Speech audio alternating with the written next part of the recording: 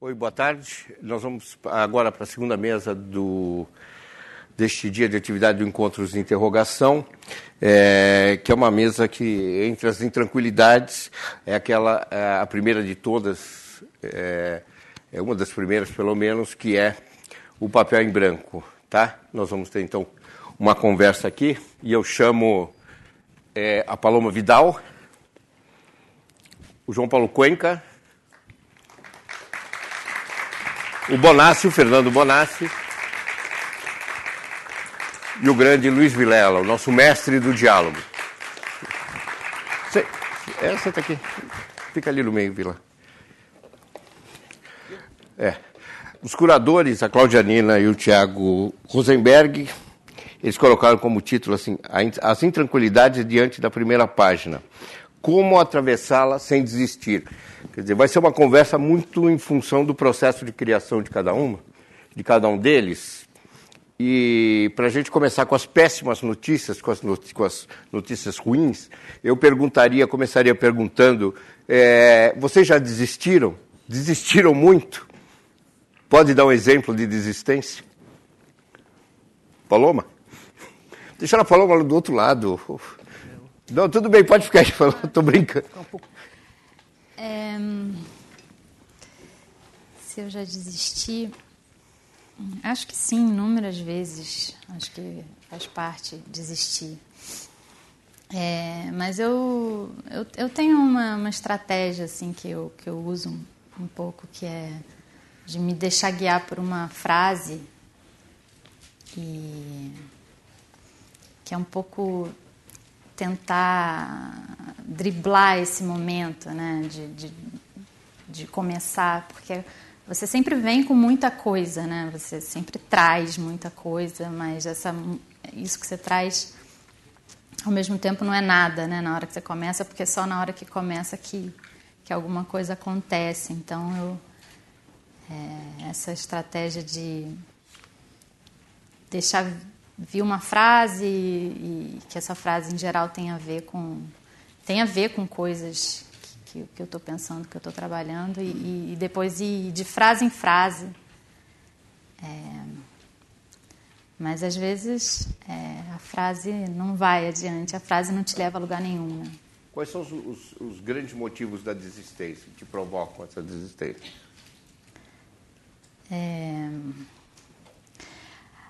Acho que as desistências, assim, de uma maneira geral, me parece que tem a ver com tudo que a gente se confronta quando você escreve, tudo aquilo que você não sabe, tudo aquilo que você não tem, tudo aquilo que... são essas faltas que ao mesmo tempo movem, né, o que você escreve, mas também muitas vezes não te deixam ir adiante, né? Tem uma frase que, na verdade, quando eu vi esse tema, eu pensei nessa frase de um escritor uruguaio que se chama Juan Carlos Onetti, né? Provavelmente vocês conhecem, a frase é a seguinte: os livros são feitos daquilo que nos falta, né? Então é um pouco esse paradoxo, né? De que às vezes ele se resolve, às vezes não. Cuenca. Eu acho que o resultado final é sempre uma série de desistências, né? São as desistências que compõem a forma. Quando pelo menos no meu caso, quando eu termino um romance, eu já desisti de vários outros caminhos, né? Eu estou desistindo o tempo todo, porque me vêm ideias melhores, porque eu encontro novas soluções, porque eu encontro novos interesses. Então não é que eu comece a escrever um romance já sabendo como será o romance, já sabendo o final do romance. Eu não tenho essa capacidade. Então o meu caminho é muito mais acidentado. Então, eu sempre estou desistindo, todos os dias. Você está falando mesmo, quando a gente fala, quando não se desiste, é porque venceu. Para você não tem essa ideia de vencer, quer dizer, no fundo são vários insucessos também que constroem um livro, um conto, uma obra e tal. Exatamente.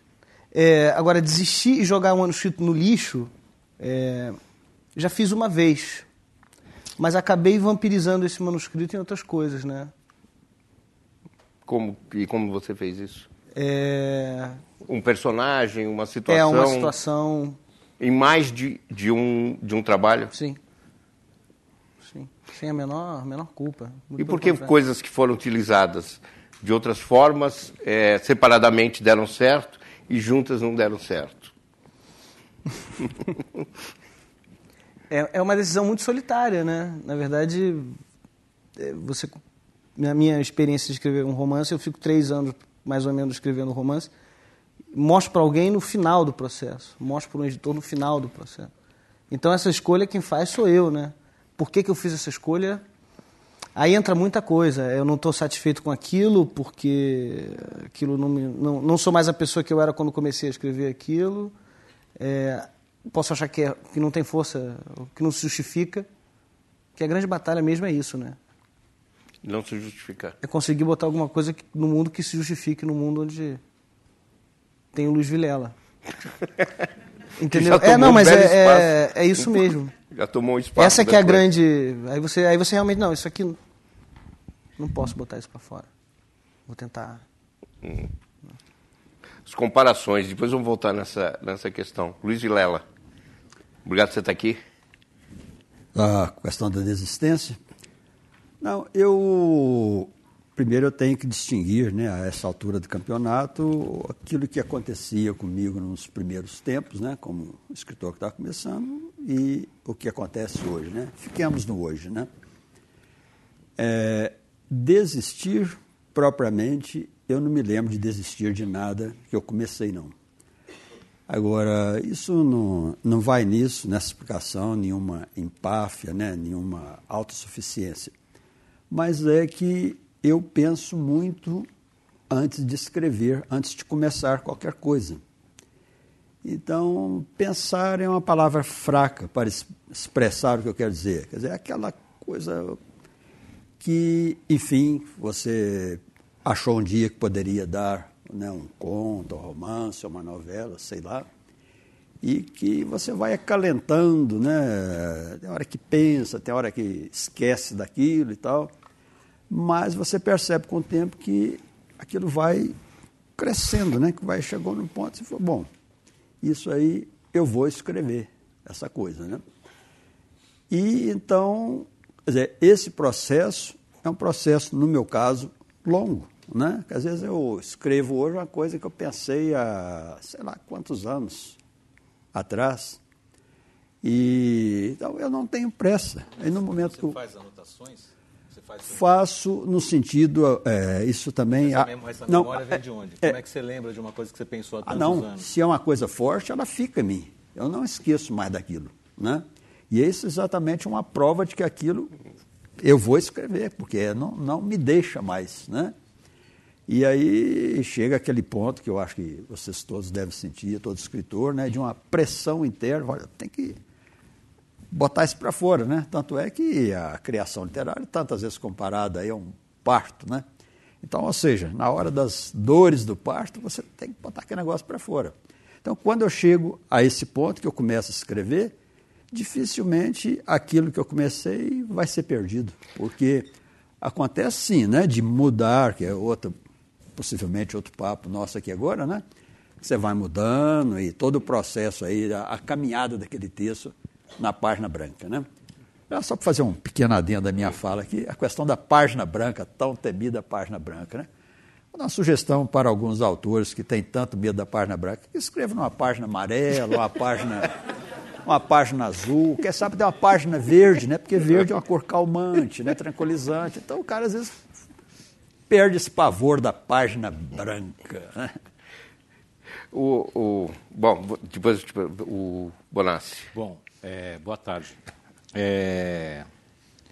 O Baudelaire tem uma frase bacana, ele diz assim, deviam incluir nos direitos do homem o direito, da declaração, né, dos direitos do homem, o direito à desistência. A gente diz muito sim na vida, né? Então dizer não eu acho salutar. Já diz assim, como eu trabalho bastante com roteiro de cinema e tal, eu já desisti de 2 filmes por discordar que caminho aquela produção estava tomando, por discordar do que aquilo estava se tornando. Como se tratava questões de história do Brasil, eu não queria estar associado a alguma coisa que fosse imbecil ou reacionária e tal, e me demiti dos filmes. Então tem uma coisa, tem uma desistência, tem outras desistências, né? Porque a gente está falando, e é o mais importante, do livro que é necessário, no sentido do que o Luiz falou. aquele pulso gigantesco, aquela necessidade irrefreável de contar aquilo. Né? Aquilo surge em você, ou por um trauma, ou porque você tem ódio, ou ressentimento, ou amor excessivo. Cada um tem as suas mazelas aí para compor e o porquê se move.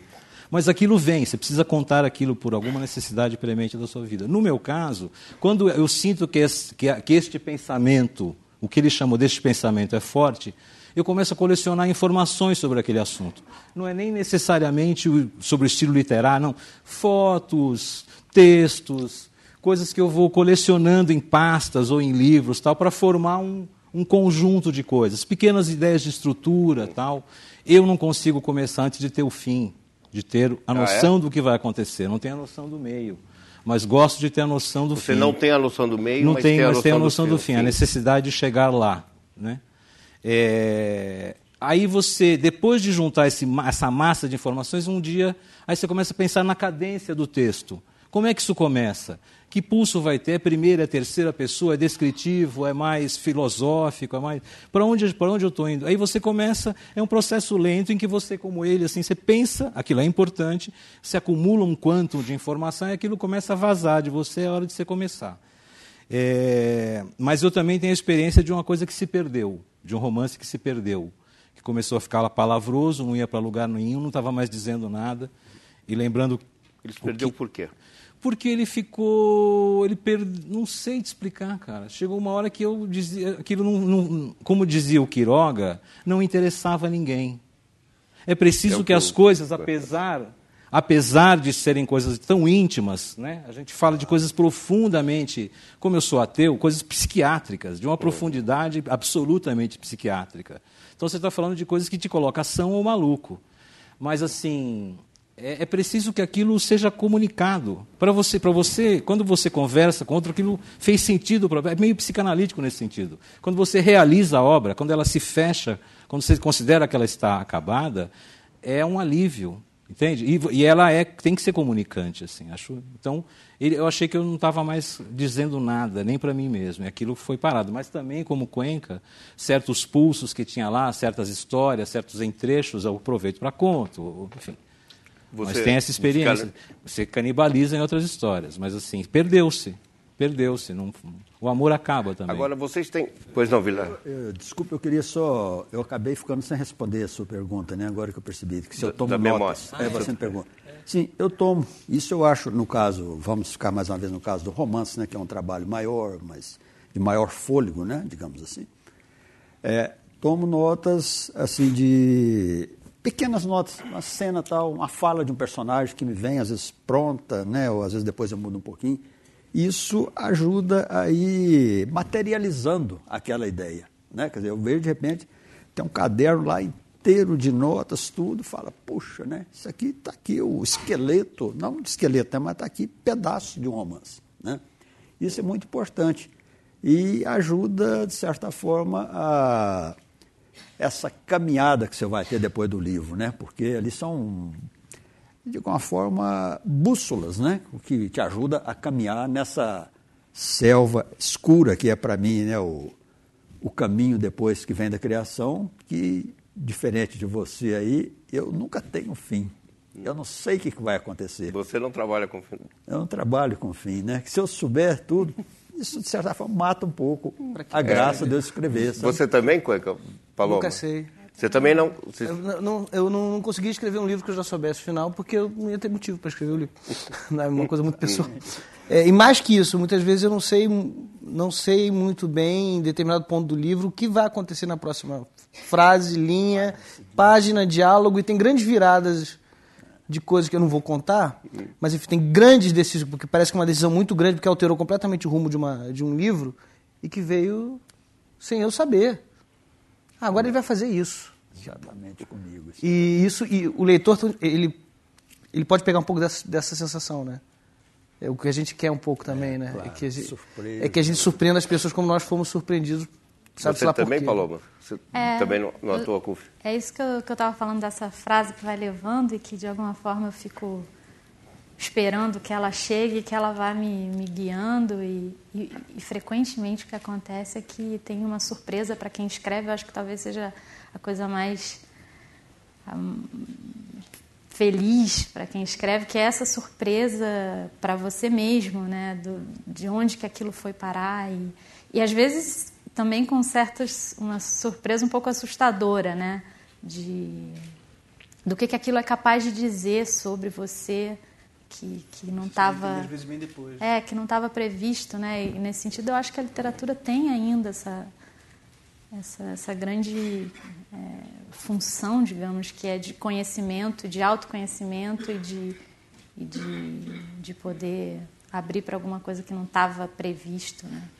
Paloma, aqui tanto a gente percebeu que no caso do Bonassi e do Vilela, eles trabalham com anotações muito com a memória para poder depois passar para a escrita mesmo. O Vilela falou assim, pô, eu penso muito, é a história do pão, né? Você corta o pão, na verdade, não é naquela hora, você corta o pão na hora que você afia a faca. Se você afia a faca direito, o pão já está cortado, né?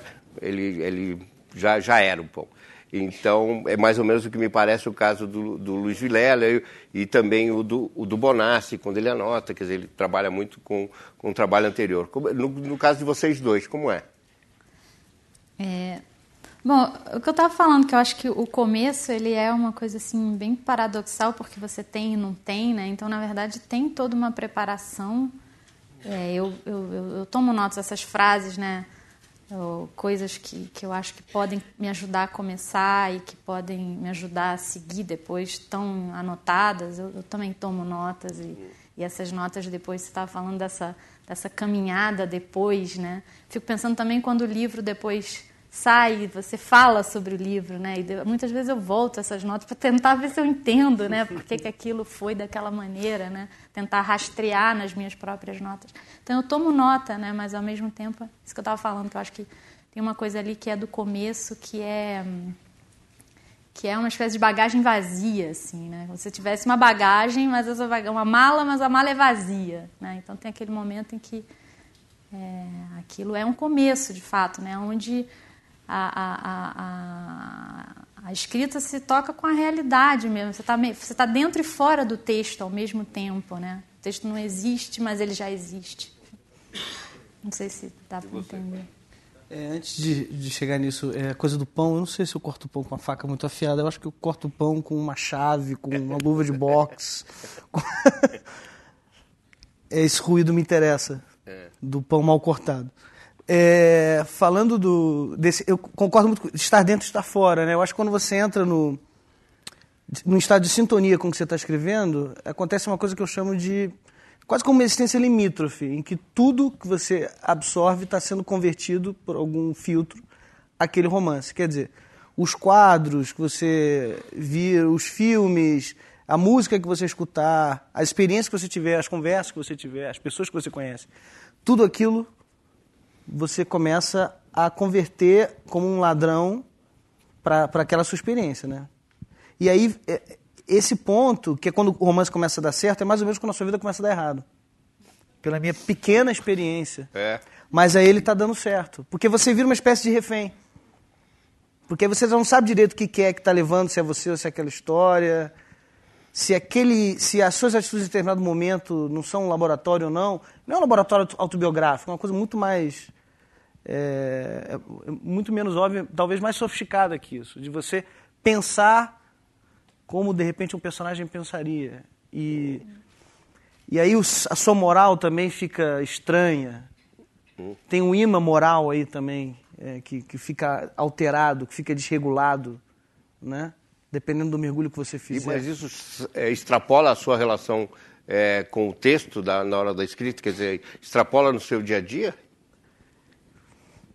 Se extrapola no meu dia a dia? Um pouco. Os livros me perturbam, o que eu escrevo me afeta. Se não me afetasse, não escreveria, né? E aí não é só o anotar, né? É sonhar, é o tempo todo pensar, é ter longas cadeias de pensamento. Eu gosto de viajar muito e viajar para lugares que eu não entendo o que as pessoas dizem, porque eu consigo pensar durante longos minutos. Às vezes durante horas. Então, você realmente entra numa viagem, num barato, e você fica, quando você não está nesse barato, no meu caso, você fica torcendo para entrar. Né? Às vezes rola, às vezes não acontece. Num outro ritmo, para vocês é assim? completamente? Não é. É porque, assim, quando você está tomado, quando você está no processo, você está dentro do livro... Mas isso é só no início ou o livro inteiro? Você Não, passa isso o livro inteiro? Ou é um momento, que é esse momento inicial? Quando você está fazendo magma, como fala o Vargas Llosa, depois você está só editando, aí tá mais domesticado, né? Com você é assim, Barão? É a mesma coisa. Quando você está dentro, está muito dentro. Tudo fica fora. Todas as coisas íntimas ficam fora.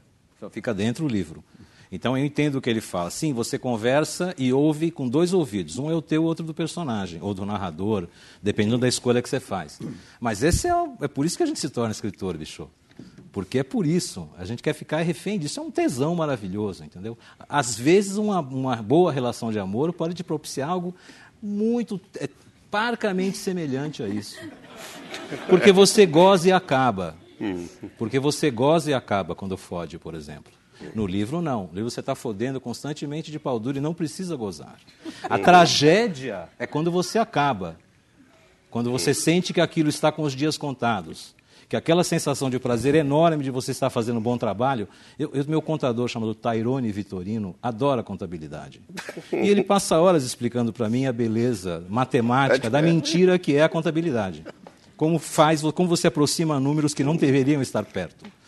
E é um cara que é capaz de falar daquilo com amor. Estou falando de uma matéria que não é só literatura, estou falando da vida. Quando você se encontra com algo, bicho, foda-se o resto. Foda-se. Por isso que você defende isso com unhas e dentes, por isso que a gente faz por pouco dinheiro por nenhum. Né? Porque estar no livro não há nada mais mágico neste mundo. Você está dentro do trabalho. E aí ele vai chegando no fim. É como ler um livro bom. Você começa a negaciar com aquelas 50 páginas finais, né? Você lê metade, você fala, mas eu já sei o que vai acontecer, você lê mais metade. É um inferno. Mas é delicioso. Estamos falando de prazeres, pelo amor de Deus. Por mais sofrido que seja, eu quero crer. Porque isso não faz sentido fazer por dinheiro, exclusivamente. Eu conheci um crítico literário que ele tinha um livro da Doris Lessing. Ele adorava tanto o livro, mas ele nunca leu as últimas 10 páginas. E morreu sem ler as últimas 10 páginas. Que incrível. Lembrei de uma coisa que o Barthes fala em relação a... Dá para ouvir, gente? O Barthes fala em relação a um texto que eu acho que chama Escrever a Leitura, não lembro bem, mas em relação a um livro dele que é SZ, que é sobre Balzac. E ele fala que é um livro que ele, na verdade, o que ele quis fazer é falar sobre todos os momentos em que ele levanta a vista no texto, né? Quer dizer, não que ele está mergulhado no texto, mas na hora que você para e pensa... Então, na verdade, você estava falando essa coisa de mergulhar, mas para mim é muito mais intermitente, tem mais a ver com essa imagem do... Sei lá, não sei se é porque... Você tem 2 filhas, a gente estava falando disso, né? Você sabe como é, que a coisa, o mergulho é um pouquinho relativo, assim, né? Então, para mim, a coisa é sempre um pouco... Mas isso é muito prazeroso também, né? E eu acho que essa imagem do Barthes é a imagem do prazer da leitura, né? A imagem de você ler e tá no mundo, tá na leitura, tá no mundo, tá na leitura, né? Lembrei disso agora quando você falou. Eu não falei no início, mas vocês já sabem, né? Se alguém quiser fazer alguma pergunta, tem no kit que foi distribuído, tem um papelzinho, vocês fazem. Tem até as perguntas já feitas. Algumas tem as perguntas. Você pode só botar um X. É só dar pro pessoal, cadê ali a Rúbia, ele pode pegar suas perguntas. Tá, você, se pudesse identificar também o nome e tal, é legal. Você quer falar alguma coisa sobre essa questão? Eu queria acrescentar na linha dessa conversa aqui, né, uma questão que me impressiona muito quando eu estou escrevendo assim também um trabalho maior. Isso que você está dizendo aí agora, a ideia que me vem é de uma teia de aranha. Né? Então, volta e meia, um bichinho cai ali, fica preso, quer dizer, é aquele bichinho que você vai usar no seu romance, né? Isso me impressiona muito. De repente você fala, poxa, isso aí foi de encomenda para mim, foi de encomenda para o meu livro. E vou dar um pequeno exemplo aí que ilustra bem isso. Eu estou com um romance, né, para sair ainda esse ano, que se chama Perdição. E lá tem história, um personagem é um pescador, né, e o narrador do livro é um jornalista, e o personagem principal lá é um pescador, um jovem pescador. E um dia, num diálogo comum lá no livro, né, coisa que já estava escrita há mais tempo, tudo, o pescador convida o amigo para ir dar uma pescada lá, né, um lugar lá perto, um lago, né, próximo do qual se passa muita ação do livro, ou às vezes no próprio lago. E aí ele simplesmente faz um convite, né, com palavras banais, vamos pescar, tal dia assim, assim, né? Aí o outro responde, tal, né? Estava lá já há mais tempo, né, que é um livro que eu levei anos aí para escrever. E um dia eu lá no alpendre da minha casa, é uma rua, uma avenida bastante movimentada, e às vezes eu sento lá no alpendre, fico lá, né, num dolce far niente, né, descansando um pouquinho de toda essa trabalheira infernal que é escrever um livro, né? E aí um cara passando, tem ao lado da minha casa uma casa de pescaria, né, e um cara que tinha certamente lá, comprou uma vara de pescar, foi atravessando a rua e um amigo ia passando do outro lado, aí viu, ô fulano, né? E eu lá, né, escutando tudo, que você fica atento a tudo, né? Aí esse que está com a vara falou assim, vamos molhar umas minhocas? Essa frase. Fui rápido para dentro de casa, anotei, né, não no livro, mas anotei, vamos molhar umas minhocas? Olha que maravilha, né? Muito melhor do que vamos pescar. Né? Tá lá. Vocês depois conferem lá no meu livro, espero, viu? Tá lá essa frase. O Bonassi falou ontem aqui numa das mesas também foi citado, falou desse caso, que é um caso, digamos que é um momento talvez até muito assemelhado ao início, né, que é o caso de encerrar um negócio, que às vezes para muitos é até muito mais difícil, né? E é comum vários escritores disserem, eu encerro por esgotamento ou por desistência. Né? A desistência não está no início, mas está no final. Quando o Cuenca falou também era um pouco disso. Você chegou ao limite das suas desistências, né? Não tenho mais o que desistir. Imagino que seja isso, tal. Eu queria saber como é que vocês encerram, então, como é que vocês largam um texto, seja um conto, seja um trabalho de dramaturgia, né? Qual é o grande parceiro de vocês nesse momento? É o editor? É a desistência? É o esgotamento? Ou, na maioria dos casos, a obra é aquela, né? E como vocês sabem que está pronto? Posso Coisa começar, simples. então? Manda bala. É a sensação de dever cumprido, não é? É assim, a sensação de que você disse o que você achava que era necessário dizer. Isso é tão subjetivo, é tão tolo, né? Dito assim, isoladamente, mas é isso. Você olha para aquilo e fala, não há mais nada a dizer. Isso é muito louco, porque eu faço um papel curioso de terapeuta. Eu sou roteirista de cinema. Então eu fico nesse papel ambíguo do cara que tem que encerrar pelo outro. E fiz 15 filmes, cara. Eu briguei com todo mundo na última semana. Não porque acredito. Eu digo, cara, você? Não acredito. Eu digo, cara, tá na hora de você mudar. Vai pro set fazer essa merda. Não é mais comigo. Agora é você, os atores, maquiador, o fotógrafo. Tá? O cara não quer ir. Mas e um romance? É quando eu acabo, ele começa. Você, assim, como você depende da segurança que você tem em relação a este projeto literário que você está vivendo. Essa sensação não ela é angustiosa porque ela vai acabar este enlevo que você tem com a escrita. Não dá para sair de um livro e entrar no outro, né? Nem sair de um conto e entrar no outro assim, de cambulhada. Portanto, você não escreve 2 romances, 2 contos ao mesmo tempo? Não consigo, cara. Consigo fazer um roteiro e praticar literatura nas horas vagas, mas assim mesmo a literatura fica prejudicada e quando o roteiro acaba, você volta e trabalha como deve ser. Mas assim, também, ao mesmo tempo em que vai acabar o idílio, você deve, assim, em tese, você também cumpriu uma etapa do trabalho, você também fechou o trabalho. Como eu gosto de trabalhar, acabar um trabalho também contém um prazer, a sensação de que você encerrou aquele ciclo e pode ir para outro, né? Eu queria, assim, tem essa Agora, sensação essa tranquilidade do dever cumprido, ela é checada como? Você relê seu livro, você costuma ler em voz alta, fala, puxa, o ritmo é esse que eu procurava, você está satisfeito com... No meu caso é ler o texto. Ler o texto. Nem sempre quando a oralidade é importante, eu leio em voz alta. Quando é para teatro, a gente faz leituras, tá? Até se beneficia do trabalho dos atores nessa hora. Mas quando é literatura, é uma coisa mais mental mesmo. É ali você com o texto, achar que a cadência está boa. O editor não participa desse momento. O editor dá palpites, às vezes, alguns bons, outros ruins. Não, fala assim, você cabe esse troço agora que eu tenho eu também, como Cuenca, eu só apresento para o editor quando eu acho que está bom para mim. Tá. Eu não tem livros de encomenda, tal, mas aí isso atende a outras demandas. Né? Tá bom.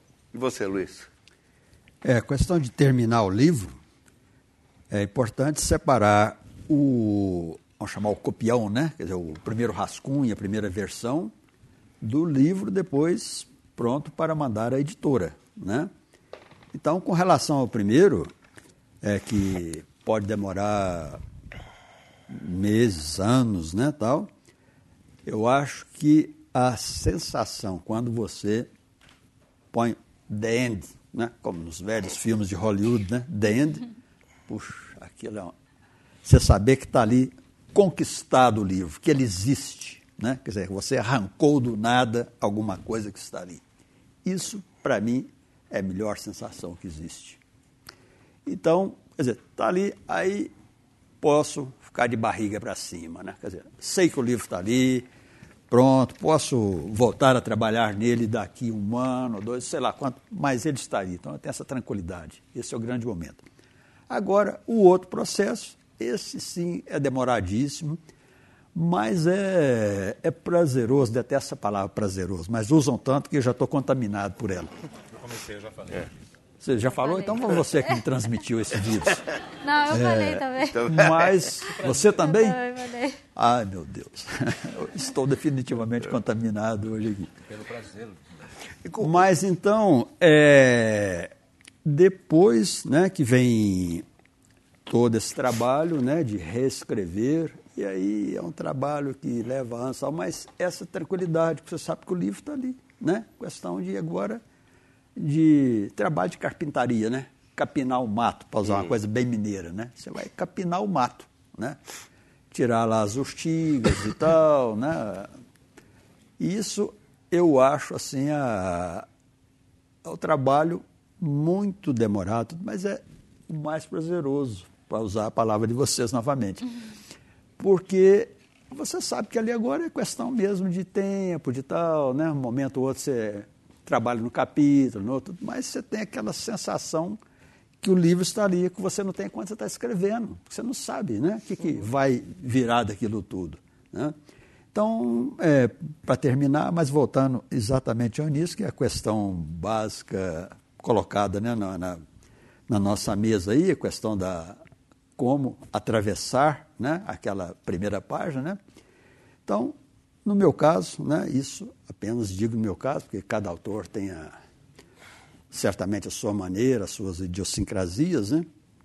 Mas no meu caso é o seguinte: quando então, partindo daquela primeira conversa, eu começo um trabalho, vamos ficar mais ou menos num romance, né? O que eu faço, né? É soltar os cachorros. Vou escrevendo, escrevo tantas páginas hoje, amanhã outras tantas, e não olho para trás. Só um momento lá na frente, quando há tantas páginas escritas, que eu sei, isso aí vai ficar, né? Aí eu volto também para tomar um pouco o rumo daquilo que tem pela frente, né? Porque senão, de repente, eu começo a escrever umas coisas lá na frente que não tem nada a ver com o que está lá atrás, né? E isso eu tenho até um problema, porque eu faço a minha primeira versão à mão, e a hora que o santo baixa, eu escrevo com tanta rapidez, depois eu não entendo o que eu escrevi. Então tem esse problema, é sério mesmo, tem que por aqui, que é essa palavra aqui que eu não estou sabendo, que me dá angústia danada. Puxa, desde a palavra fundamental, eu não estou sabendo o que é, né? Então, quer dizer, é essa hora, você chegar a atravessar essa dúvida, né? Essa angústia inicial que você não sabe muito bem. Quer dizer, se eu parar para pensar no começo, falar assim, esse começo está bom ou não está, paralisa meu trabalho. Então, eu nem sei se aquele começo vai ficar, provavelmente não. Quando eu chegar lá no fim, eu jogo aquele começo fora. Mas ele foi a arrancada, foi o que me permitiu caminhar e criar o romance. Uma vez você me disse, foi um programa que nós gravamos em Belo Horizonte, inclusive, uma coisa muito interessante, que você acaba, principalmente os contos, você lê os contos de vários jeitos. Uma hora sentado, uma hora deitado, outra hora de pé. Como é que é essa história? Atualmente eu estou aprendendo a ler plantando bananeira, como diz em Minas, né? Vocês dizem de ponta cabeça, né? Você falou que você lê de todas essas formas, porque se passar por isso é porque está não, tá mas bom. É um fato, não é brincadeira não, já circulou N vezes por aí, né? Mas eu percebi nitidamente que você lendo um texto, no caso, texto nosso, né, do autor, você lendo ele sentado ou lendo deitado, você o vê de maneira diferente. E isso tem uma explicação biológica, né? Você deitado, eu acho que o o fluxo, né, sanguíneo ao cérebro é maior, tudo, você acaba talvez vendo melhor do que sentado. Por isso que agora eu estou tentando ver plantando bananeira, porque aí o fluxo é total. Radicalizar. Aí né, vou descobrir que é uma obra-prima ou que é uma porcaria, que não tem recurso mais. Né? Cuenca. É sobre saber quando terminou? Você exerceu o trabalho, o senhor exerce o trabalho de editor também, né? Não, Assim, já curei projetos relacionados à literatura, mas como editor de... Quer dizer, você tem um outro lado, você também pode falar como escritor, mas também daquele que cobra. Me dá um texto aí, pelo amor de Deus, né? E foi a coisa mais difícil que eu já fiz na vida, foi cobrar o texto de 16 autores. Até que teve um momento que eu falei, galera, deixem os romancistas trabalhar. Não dá pra você cobrar um romance, né? Ligar pro Sérgio Santana e falar, Sérgio Santana... Cadê meu texto? Não dá. Não dá. Uma hora eu falei, não vou mais fazer isso. Agora, sobre o meu processo pessoal, eu acho assim, para mim, escrever sobre alguma coisa é, de certa forma, uma maneira de conhecê-la. Por exemplo, estou em São Paulo. Enquanto eu não escrever seriamente sobre São Paulo, eu não conheço São Paulo. Por mais que eu vá a lugares de São Paulo e me levem para as quebradas da Zona Leste, para não sei o que, eu não vou conhecer São Paulo dentro da minha visão de mundo, enquanto eu não escrever sobre São Paulo. E escrevendo sobre São Paulo, eu vou estar formulando questões sobre São Paulo. Sem querer respondê-las, mas simplesmente conhecer, dominar através dessas questões, desse acercamento com as palavras. Quando eu termino um romance, não é que eu já sei que eu conheço o lugar, eu realmente não aguento mais aquele lugar. E, eu estou falando de São Paulo, mas pode ser um aspecto do afeto humano, é um pacote de coisas, é um lugar, é uma sensação, é um sentimento, é um tema, né? Não é suficiente viver as coisas, tem que, para conhecê-las e para vivenciá-las, tem que ficcionalizá-las, e é isso que faz todos nós escritores. Então, eu acho que, no meu caso, antes dessa coisa do editor, de apertar o texto, realmente eu já não aguento. E é quase desesperador. É como terminar uma relação. Tem uma hora que você não aguenta mais conviver com a pessoa, né? Infelizmente acontece, os amores acabam, né? E eu sinto um pouco, eu me desapaixonando por aquilo que no início era tão fascinante e me movia e tudo convergia para aquilo. Daqui a pouco aquilo vai perdendo a força, como um coração que vai pulsando mais devagar, mais devagar, mais devagar. Aí perde o ar, acabou. Isso significa que depois de publicado você não relê seu livro? É uma coisa muito angustiante. Às vezes eu releio, tenho que reler porque pedem para você ler e mudo coisas. Mas tento não reler. Mas é que tá, depois do momento que eu falei que essa coisa para de respirar até que não faz mais som, aí acaba o manuscrito. Aí você tem todo o trabalho de reler aquilo milhões de vezes e ler em voz alta, que é uma coisa que eu faço também, porque é importante você ouvir. Muda muito. Muda muito o texto. É importantíssimo ele passar por essa prova da voz alta. Então você fica aí é outro estágio de loucura, né? Muito mais, talvez até mais saudável do que o anterior. Você tem uma frieza, você está lambendo a cria, né? É agradável até. É uma fase mais tranquila. Paloma. Bom, eu acho que, em geral, eu sei quando terminou. Assim, tem a ver com alguma coisa que aparece, e talvez em relação a isso que você estava falando, né, de que a gente escreve para entender, de alguma forma, coisas, né, poder conhecer coisas. Né? Eu me identifico muito com isso que você acabou de falar. Né? Até um certo ponto, às vezes, até de que parece que você não escreveu, parece que você não viveu, né, aquela coisa. Então, em alguma medida, isso acontece no texto. Nesse sentido, eu acho que enfim, falando assim, né, do meu processo, acho que eu sou alguém que escreve formas breves, assim, não tenho esse problema assim de que vai, eu não sei onde é que vai parar, não, porque é tudo muito pouco sempre, né? 5 linhas, 2 linhas, né? Que é a coisa do conto, né? A coisa do conto tem essa condensação e tem algum momento que acontece e acabou, né? Não tem mais nada para dizer em relação àquilo. E eu acho que eu já escrevi um romance e construí o romance assim, na verdade. Construí o romance como uma série de contos, não necessariamente tendo uma epifania ou uma descoberta, assim como nos contos clássicos ou, enfim, mesmo em certos contos modernos, mas como alguma coisa que se esgota por si só, né? E não tem mais nada a fazer. Tá bom. Aqui tem uma pergunta, para o Luiz Vilela, achei um pouco preconceituosa a pergunta. É do Paulo Flecha, diz o seguinte, Vilela: pode citar algum de seus heróis ou mestres literários quando jovenzinho? Bom, quando jovenzinhos os mestres eram alguns. Hoje, quando jovenzão, mestres foram muitos, né? Tantos que até eu não estou me lembrando de nenhum agora. Não, lembro sim, né?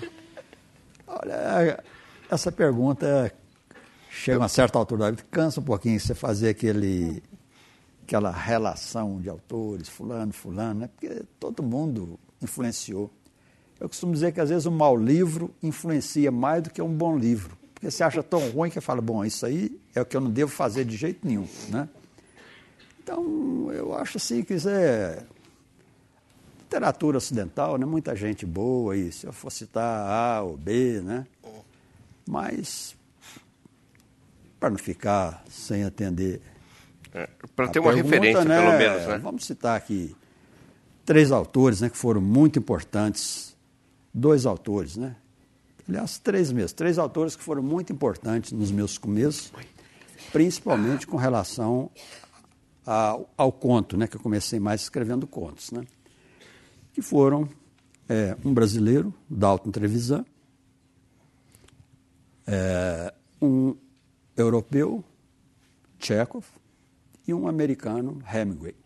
Esses 3 foram fundamentais nos meus começos, quando jovenzinho escritor.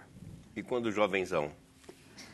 Olha, uma coisa meio pedante dizer, mas eu acho que não tem mais influência, não. A influência maior que eu tenho hoje é de mim mesmo, porque, sabe, eu não tenho mais como ser influenciado, embora esteja aberto a tudo, leio tudo que posso e tal, né? Mas chega um ponto que aquilo que você tinha de aprender já foi aprendido, então você não vai aprender mais também. O Luiz Vilela, quando ele começou essa resposta, ele falou assim que um livro ruim pode ajudar. E deu a impressão que o livro sendo ruim, ele atravessa o livro ruim inteiro, né? Lê até o fim. Como é que vocês são como leitores? Vocês... o livro logo no início, se não pegar vocês largam o livro ou vocês dão uma chance para o livro, quer dizer, vocês têm um outro comportamento como leitor, como escritor-leitor. Qual é o comportamento de vocês como leitores? Olha, eu largo livros assim sem o menor apego, mas isso depende, como é que eu vou te dizer? Depende um pouco também essa coisa de largar o livro, qual página você larga o livro, né? Se o livro for ruim. Depende do pedigree do autor. Se o autor chega bem recomendado, você já tem uma predisposição a querer ler aquilo, aí você, de repente, dá uma vai chance. Mais. Se é um clássico, aí você vai mais, né? Agora, se é um Zé Ninguém e não te agrada nas 10 primeiras páginas, você... Por isso que eu me esmero muito em fazer os meus começos muito impactantes. Eu acho que os meus... Quer dizer, o ensinamento que você tem até agora, do leitor. Os começos são muito... Eu penso muito nisso. Eu não quero que atirem meu livro longe, porque eu não tenho esse pedigree todo, né? E você, Paloma, como é que você é como leitora?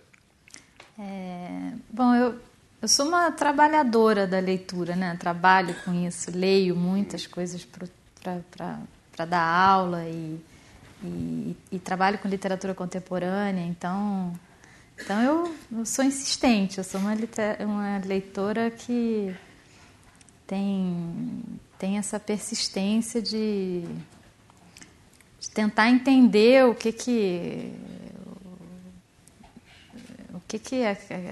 aquela escrita está querendo produzir, o que está querendo me dizer, né?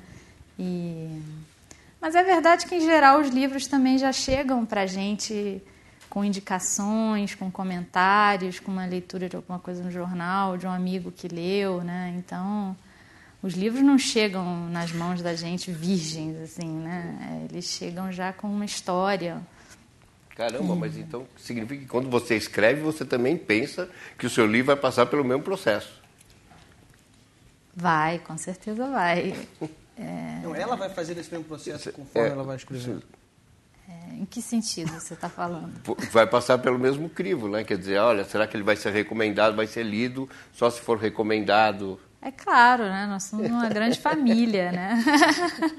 E é isso, os livros eles circulam por afinidades, afetos e eu leio muito por orientação de amigos, né?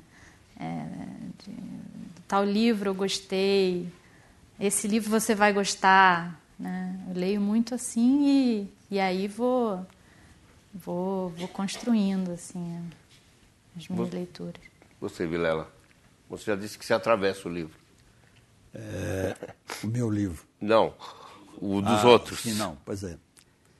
Eu vou tocar num aspecto aí, né, que é um pouco diferente do que vocês estão dizendo aqui agora, que é a questão da pessoa que passa a escrever, né, que foi o meu caso, a uma certa altura do campeonato, né, você perde aquela inocência do leitor que embarcava no livro e tal. Você pega o livro, você começa a olhar como que o cara começou, né, como que ele conduz o livro, quer dizer, com olhos técnicos, né, isso mata um pouco aquele chamado prazer da leitura, né? Então eu diria que o livro que me pega é o livro que eu começo a ler e esqueço. Essa maneira de olhar some. O livro me pega tanto que eu vou embora. Só é leitor. Quer dizer, some o escritor-leitor, fica apenas o leitor, né? Mas isso é raro acontecer. Você, Bonassi? Eu concordo completamente com o Luiz, assim, você perde a virgindade, né, de embarcar, né, como... Mas também é isso, quando acontece é supremo, assim, porque você também tem uma série de instrumentos para aproveitar aquilo com maior, né, com maior força. E tem livros que você desiste aqui e recupera lá, né? Com certeza. Tem caras que você fala, pô, isso Como é uma leitor. porcaria, isso não me está me dizendo nada... E você volta a ele anos depois, ou por alguma outra razão, outro momento da sua vida, e ele, né, adquire uma importância que na hora que você pegou a primeira vez, você desistiu, porque, não sei, não era, vocês não estavam preparados um para o outro, entendeu? Podemos dizer que os livros mudam conforme muda a nossa vida, né?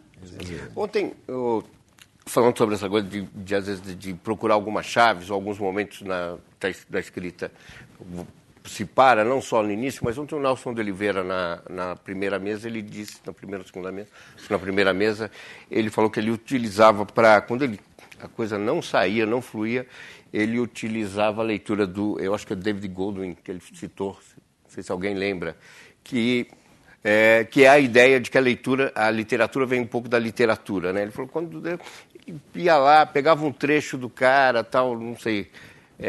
e aquilo ajudava ele, né? Isso acontece com vocês? Tem algumas referências, ou algumas coisas, ou alguns comportamentos que ajudam a fazer essa travessia? Eu acho que quando eu estou nesse ponto, eu não pego um livro, não. Não? Eu vou a uma exposição, vou ao museu, vou ver a arte, vou ouvir música, vou... ler um livro de referência, um dos livros muito importantes é um diário que eu achei num sebo. É um livro com a coletânea de diário dos kamikazes japoneses. O que eles escreviam para as famílias. Esse tipo de livro que não é literatura, mas que é também, isso me ajuda muito nesse tipo de momento. Agora, se eu pegar, numa hora dessa, o Chekhov, ou o Machado, porque você já está assim, meu Deus, eu não estou... né? Então é bom até se contaminar de outras coisas, né? Eu acho que as influências extraliterárias compõem muito, pelo menos o meu texto, tanto quanto a literatura, né? Você é assim? Você, Vilela? Sim. Você tem eu, nesse sentido de, vamos dizer de maneira bem simples, de me ajudar no trabalho, não. Não. Né? Porque aquilo é uma coisa tão exclusiva, né? Um mundo tão fechado ali que não entra ninguém, nem escritor, nem gente, a não ser nesse sentido que eu estava dizendo de essas coisas que acontecem que você aproveita, né? Águas que vêm para mover o seu moinho, né?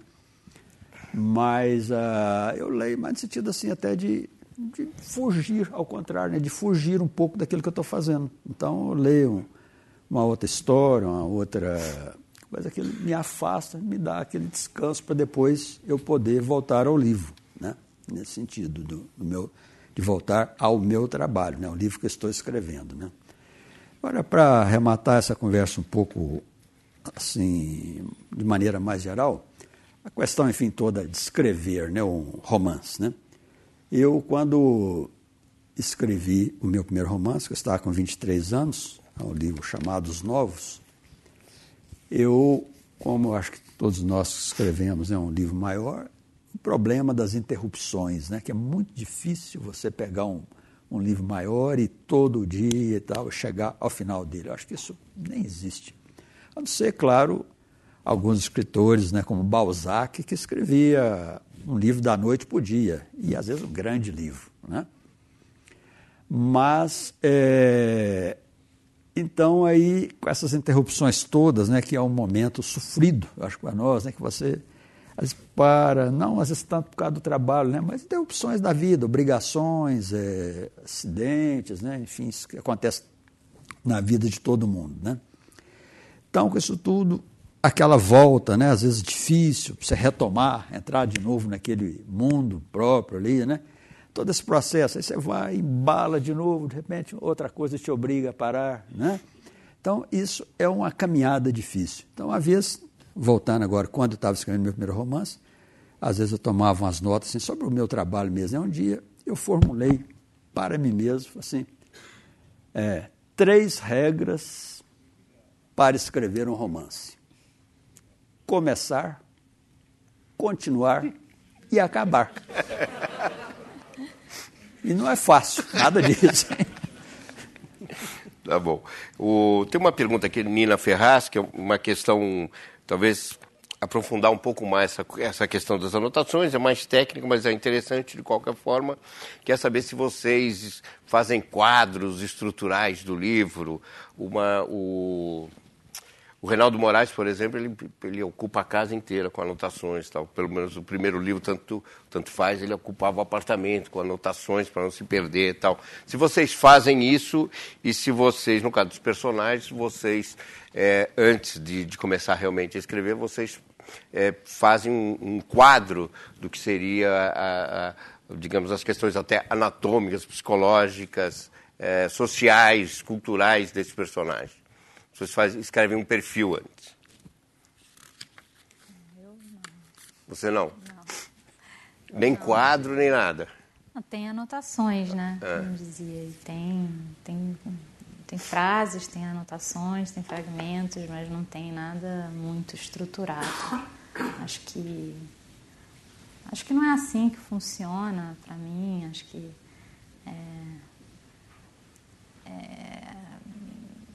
em geral, acho que, de uma maneira geral, acho que tem essas duas estratégias, assim, embora as duas possam se combinar, que eu acho, né, de tentar se preparar ao máximo, né, e pesquisar, e ler, e refletir sobre o que você está fazendo, e aí inclui tudo isso que pode ser esse tipo de estruturação prévia. E tem acho que uma estratégia que é mais assim, talvez comendo pelas beiradas, né? Que você vai um pouco tateante enfim, acho que os escritores mais ou menos tendem para um lado ou para o outro, né? E acho que eu tendo mais para esse lado de mais tateante. Eu também. Talvez se eu não dormisse e acordasse com os personagens, sonhasse com eles, e eles estivessem presentes, às vezes se eu não virasse uma esquina e encontrasse o personagem andando, ou no metrô, ou num café, ou num teatro, eu necessitaria disso. Mas eu também não... Cada um tem o seu processo, não é o meu. Não é o seu. Não é o meu, porque eu estou vendo o tempo todo aquilo. Aquilo está na minha cabeça. Física eu sonho com aquilo, entendeu? Eu não preciso anotar um perfil de descrição que a mulher é ruiva e que as panturrilhas dela são grossas. Eu simplesmente sei disso, porque eu estou convivendo com aquela mulher dentro da minha cabeça, ou não, há muito tempo, entendeu? Você também é assim, Luiz? Bonassi? Não, eu também não faço esse tipo de anotação, não. Eu vou muito... Pelo menos tão estruturado. Não, assim. não. O que acontece comigo é que o próprio dinamismo, né, da narrativa vai me fornecendo essas coisas, né? E gosto de dar assim, exemplos concretos do meu trabalho, né? É um exemplo bem significativo. Quando eu estava escrevendo esse primeiro romance, Os Novos,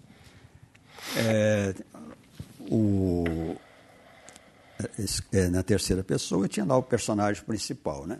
Então, em determinado momento, que eu acho que acontece com todos nós, escrevemos um trabalho maior, chega aquela coisa que eu vou chamar assim de o livro empaca, né?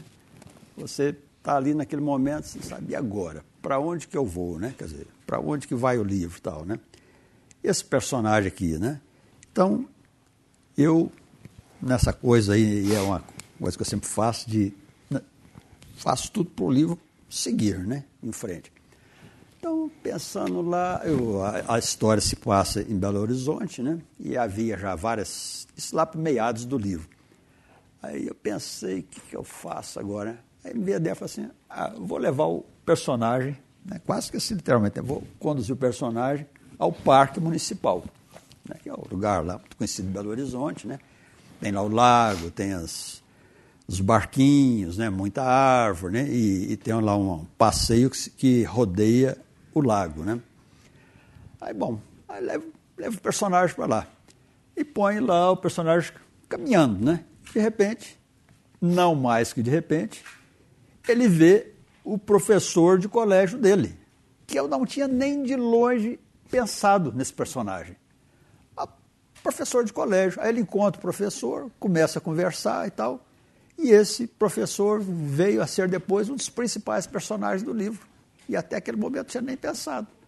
E o que provocou o surgimento desse professor lá? Eu levar o personagem, que não sabia o que fazer com ele, ele ia lá para o parque. E aí ele encontra o professor dele lá. Quer dizer, surpreendeu, sem brincadeira. Quer dizer, aquilo, opa, né? Tal. Então, essas coisas que para mim, o bacana de escrever, sabe? Essas coisas que acontecem, né? Com todas as dúvidas, angústias, sofrimento, mas esses momentos compensam tudo, né?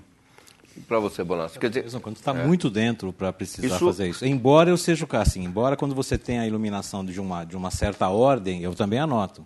Como eu sou o cara que acha que devo chegar naquele fim, quando eu enxergo a possibilidade do fim, aí você anota o cadenciamento das informações. Que é diferente de roteiro. O roteiro você usa escaleta, essas coisas, não? O roteiro, isso é fundamental. Fundamental. Essa coisa da estruturação é fundamental, mas mais para comunicar com os seus parceiros de criação do que propriamente porque seria não é um trabalho necessário, individual. Né? Da condição material da produção do cinema que isso seja necessário para você comunicar ao cara que te paga o salário o que ele vai ter lá na frente. Então, é uma relação mais da essência da própria construção daquele tipo de produção que se insere no mercado e tal. Porque se fosse para mim, talvez eu não precisasse fazer tantas escaletas e caixinhas, entende? Mas como eu trabalho com várias pessoas, isso se torna necessário. A gente está chegando ao fim e tem uma pessoa que infelizmente não se identificou, mas disse que tanto a Paloma quanto o Cuenca e o Bonassi não falaram de um momento importante que o Luiz citou, que é o momento de limpar o texto. Você já tem o livro e você fala, pô, o livro está aqui, mas agora vamos ver se é esse, né? Vamos melhorar isso aqui. A gente só não falou porque ele tem razão. Ele já falou por todos. Não, isso é óbvio, cara. É reescrever, cacete. Reescrever. Releio 1 milhão de vezes. E, aliás, essa é a diferença entre aspas, do ponto de vista do capitalismo, entre escritores e não escritores. Entendeu? É você trabalhar sobre o original, ralar sobre o original. É isso que ele disse. A hora que você consolida o copião, a montanha que depois você vai esculpir, é uma delícia. Mas depois você tem que ir lá para cima com a pá, com o serrote, com a lima e tal. É gostoso, mas nem sempre é. E tem um puta trabalho, é infernal. E aí tem as provas, você manda, o editor volta. E tem o revisor que te ajuda. Quando você tem um revisor inteligente, um leitor culto, um amigo, um prefaciador, Os caras te trazem coisas e falam, Você dá para as pessoas lerem antes de publicar? não, antes de chegar nesse ponto que eu entregaria ao editor, não. Não. Aí não dá. Né? Bom, o Cuenca falou que é o mesmo processo. É simultâneo. É. Não, eu dou pro editor e dou pro amigo. Ou Mas dois. o reescrever com você Não, é a aí mesma depois, coisa. aí depois dessa fase, mas para eu chegar a mostrar é porque eu já reescrevi. Aí são outras reescritas com o input do editor, Você do chega a preparador. fazer mudança em função de opiniões. Sim. É uma negociação. Às vezes eu falo, não vou mudar isso. Às vezes, sim, aquilo te leva para um lugar melhor. O editor, para mim, é outra coisa que é muito importante falar, que eu vejo muito autor mandando livro para editora, grande no Brasil, e editora, autor novo, e as editoras não fazem trabalho editorial. Simplesmente o cara pega o ponto doc no Word, manda para um revisor, o revisor revisa, prepara o texto e bota para imprimir o livro. Eu acho que isso não é trabalho de editor. O editor, ele tem uma função que é fazer você ser você mesmo. Olha, aqui você fugiu um pouco, você precisa de um olhar de fora. Você necessita desse olhar de fora. Pelo menos eu acredito nesse olhar de fora. Ele sempre me foi muito útil. No sentido até de fazer você enxergar coisas que você está tão mergulhado naquele universo que você não enxerga. Então, eu sinto que, até por uma questão de orgulho, tem muito autor que não deixa um editor dar um conselho. É uma coisa que você aceita ou não, você negocia. Tudo é negociável. Eu tenho experiências com 2 editores completamente diferentes, mas que me trouxeram coisas ótimas. Eu aprendi com eles. O editor do Truman Capote, na revista, ele fez a edição do livro, do Ponto Frio. E o cara chegou e falou, mas esse não é meu texto. Ele falou, não. Meu trabalho de editor é fazer o seu texto cada vez mais o seu texto. Exatamente. Que é mais ou menos Exatamente. isso que você citou, ali você não é você, ali está parecendo uma outra coisa. Aí você fala, você tem razão. Você, Paloma? Eu tive ótimos leitores, amigos e editores. E também concordo com você que é um trabalho que são poucos que fazem. E que é essa habilidade de ler o texto do outro, poder ter essa disponibilidade, essa abertura, saber o que você está procurando, e que eu acho que é uma generosidade que tem pouco. É uma coisa rara e é uma coisa muito valiosa. Assim. Eu realmente tive essa sorte de ter algumas pessoas que me ajudaram muito em momentos importantes assim, de finalização. Tá. O Douglas faz uma pergunta que eu imagino que seja sobre o primeiro livro de cada um de vocês, que é se vocês têm a lembrança exatamente dos primeiros momentos de escrita do primeiro livro de cada um de vocês, que é mais ou menos, se confunde um pouco, um momento que se confunde um pouco com você se olhar no espelho e falar, poxa, esse troço vai ser minha vida, eu vou seguir isso daqui. Luiz. Do primeiro livro. A página em branco do primeiro. Vou recuar um pouquinho para dizer que eu comecei a escrever com 13 anos. O primeiro livro eu publiquei com 24 anos. Então, quando eu cheguei a publicar esse livro, né, eu já sabia muito bem o que é que eu queria, né, e que era literatura. Né? Então, não tem o que acrescentar, não. A página em branco do meu primeiro romance não era branca, era verde, porque era um monitor de fósforo verde. Eu nunca tinha parado para pensar nisso. Foi em 99, 2000, numa kitnet horrorosa que eu morava em Copacabana. Não tinha internet, né? Não tinha nem telefone. E aí teve um momento que eu comecei, que é uma decisão mesmo. Eu atendo a necessidade do mundo exterior, eu vou àquele encontro de amigos depois da faculdade, eu vou chegar na hora nos lugares, eu vou ser um ser social ou não, vou ficar aqui trancado nesse lugar, conversando com essa tela de fósforo verde, sem ter nenhuma pretensão de publicar esse romance, de achar que seria sequer publicado um dia, mas era uma coisa que eu precisava fazer para jogar luz, para iluminar um pouco os cantos daquela kitnet, daquele apartamento, que era um pouco escuro.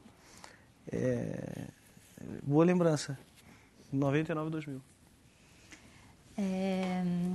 Eu comecei querendo escrever um romance e fiquei alguns anos tentando escrever esse romance. Falava muito sobre ele, então tinha uma ansiedade, assim, né? E aí, né? É uma coisa que, aliás, eu não faço mais, que é falar sobre isso, em que momento que está a coisa. Porque senão vai criando uma expectativa.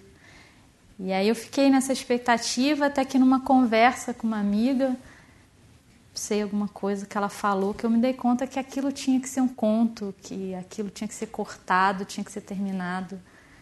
E eu não tinha chegado nesse momento que eu estava falando antes, que é o momento que terminou, né? Que eu acho que eu tenho esse momento que me dou conta disso. E aí eu ganhei de presente também um final, que às vezes acontece, uma frase dita numa outra língua, que eu acho que para mim foi uma coisa muito importante, assim, também para me situar no que eu queria fazer na escrita, né? Essa interferência de uma outra língua, e com isso o conto acabou, e aí foram outros, e aquilo virou um conto e pronto, né? Me deixou sair do impasse. Então, na verdade, a minha primeira experiência foi essa. Eu era apaixonado por uma garota na 6ª série. Lá na Rua Sussuí, na Moca, que você conhece bem. Aí eu ia na esquina, eu fui umas 7 vezes na casa dela, cara. Fiquei na esquina, ficava olhando para ela. Era completamente apaixonado. Eu ficava chorando na esquina, não conseguia apertar a campainha. E não conseguia, cara, não conseguia, ficava desesperado. Não era um cara também muito corajoso para fazer isso, nem me considerava muito bonita então. Aí eu fui para casa, falei, vou escrever uma carta para essa mulher. Eu vou dizer para ela tudo o que eu sinto por ela. Aí fui para casa, bicho, e comecei. Como era ruim a minha vida não tendo aquela mulher, e como ela poderia ser do caralho se ela ficasse comigo. Como a minha vida era uma nhaca. E como perceber a existência dela, ainda que ela não me conhecesse, como aquilo colocava, me preenchia. A hora que eu acabei a carta, cara, eu descobri que ter ou não ter aquela mulher não era mais importante. Que eu tinha tirado uma pedra do meu peito, como diria o Rainer Miller, entendeu? E que a pedra se transformou em papel, bicho. Aí eu falei, é isso que eu quero fazer. É isso que interessa. Isso me tornou menos idiota. Isso dá sentido à minha existência, entendeu? Isso faz com que eu conheça o mundo. Mas, basicamente, isso tirou uma pedra do meu coração, passou para o papel, bicho. Eu quero isso para mim, bicho. Você falou com ela? Nunca falei com ela. Tá bom. Só para a gente terminar, quando foi feita a primeira pergunta, que é a pergunta da mesa, né, dos curadores, vocês utilizaram praticamente a mesma palavra. Quer dizer, o que vale a pena, o esforço de atravessar, mesmo quando a coisa começa ruim, é a justificativa, se aquilo se justifica. Né? Mas o que é isso, se justifica? Que tipo de justificação vocês precisam? Ela é pessoal? Ela é política? É uma justificação que se dá no exercício da linguagem? É uma história que precisa se concretizar? O que justifica? Começando pela Paloma. Quem disse ele? Foi ele que disse, né? Quando ele disse isso, eu fiquei pensando, o que será isso, né? Se justificar. Fiquei pensando exatamente isso. O que é isso, se justificar, né? Acho que, em primeira instância, é algo que diz respeito a essa falta que eu estava falando, que para mim essa frase é maravilhosa, essa frase do Onetti, porque é isso, né? Alguma coisa que diz respeito ao que é mais próprio de cada um, mais íntimo, né? Que é isso que você sabe que você não tem, que você gostaria de dizer, que você gostaria de conhecer. Então, para mim, a justificativa tem a ver com isso, né? Que não é necessariamente uma coisa subjetiva, privada, porque o que a gente quer conhecer, o que a gente quer entender, diz respeito certamente ao mundo, diz respeito à contemporaneidade, diz respeito, enfim, a alguma coisa bem mais ampla, né? Mas tem esse núcleo que é de alguma coisa que faz sentido para você, né? Aí, Cuenca, você que, junto com o Bonassi, que levantou essa questão. Do justificar, são dois níveis de justificativa, né? Obviamente não é justificativa material, porque sim, não é, nada paga esse trabalho, costumo falar. A primeira justificativa é essa muito pessoal, de você necessitar disso como instrumento de geração de sentido até para a sua própria vida, né? Tirar as pedras do peito, transformar a obsessão em flores, como dizia o Nelson Rodrigues. E mais que isso, mais que purgar as coisas, conhecer. Mas isso eu poderia resolver, como muita gente resolve, fazendo, se expressando simplesmente. Arte não é expressão, né? Mas aí, como eu tenho uma pretensão um pouquinho maior do que simplesmente escrever um poema, prender na parede da empresa, no corredor do RH, ou no poste, ou sei lá, eu quero também que a minha expressão seja arte. Eu quero que ela... Eu preciso apertar as porcas e os parafusos desse monstrinho que eu estou construindo. Linguagem. Aí, então, ela tem que se justificar como arte. Essa que é a dupla justificativa para mim de chegar e olhar um livro e falar, não, agora eu acho que eu posso tentar com isso. Entendeu? Isso tem que fazer sentido para mim no nível muito íntimo e tem que fazer sentido para mim no nível estético, em que eu tenho como régua o mundo, meus contemporâneos, os gregos, a literatura francesa do século XIX. Quer dizer, isso tudo tem que dar em alguma coisa que eu estou seguindo aí. Eu sou um dos caras que está passando esse bastão. Luiz Vilela. Bom, traduzindo um pouco a sua pergunta para a pergunta que nos fazem sempre a nós escritores, né? E a mim fizeram desde meus primeiros tempos, quer dizer, o ano que vem eu vou completar 55 anos de literatura, né? No sentido que 55 anos me dedicando à literatura. Então, essa pergunta já foi feita ao longo desse tempo várias vezes, né? E às vezes eu respondia de uma forma, de outra, né?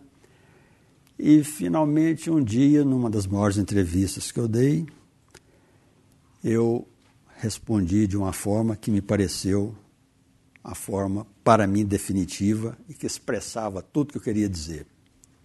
A pergunta era, então, por que você escreve? Minha resposta, porque eu gosto de escrever. Bonassi. O que justifica, acho que tem a ver com a própria essência desse negócio que a gente faz, que quando é bom é inútil e serve para incomodar. Então, assim, você viver num mundo em que tudo é cômodo e útil, você fazer algo na contracorrente disso, dado que a infelicidade é o estado geral da humanidade, acho que isso justifica. Secundariamente, a informação de que isso foi um alívio, aquela coisa da pedra no peito. Mas há uma enorme justificativa em praticar algo inútil e incômodo, profissionalmente, na indústria cultural no Brasil, especialmente no Brasil.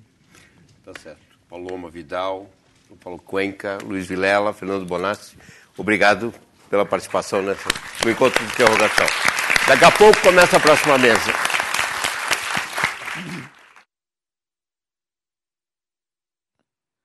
Por gentileza, quem for assistir à próxima mesa, por favor, retirar os ingressos na bilheteria. Obrigada.